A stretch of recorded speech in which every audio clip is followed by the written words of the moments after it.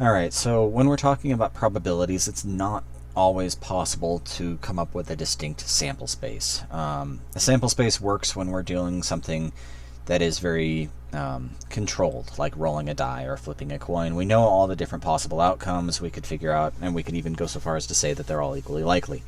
But most of the time in the real world, we don't have that ability, and so we have to instead rely on something called empirical probability. And how empirical probability works is we essentially, well, I have an example here. This is the number of years of service of senators in the 111th Congress.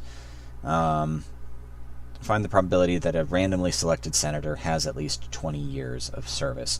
So if we're talking about senators, it looks like in this particular Congress, the 111th Congress, then 48 of them have done between 0 and 9 years of service. 0 and 9 years of service. 27 of them have served between 10 and 19, and so on. So this would be a good example of something where it doesn't really make sense to have a sample space, because I don't know, there's no logical thing that says, oh, the probability that a senator has at least 20 years of service is, whatever.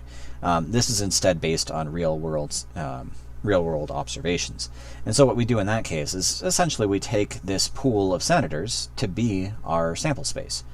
And so we would say, okay, the probability that they have served at least 20 years of service, well, that would be these senators out of the 100 senators here total.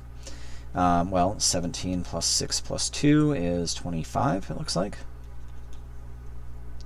So there's 25 senators that have served at least 20 years.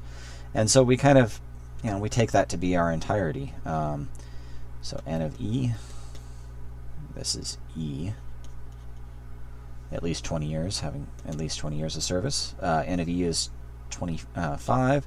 So the probability that a particular senator has at least 20 years of service would be 25 out of 100, which could be reduced down to 1/4.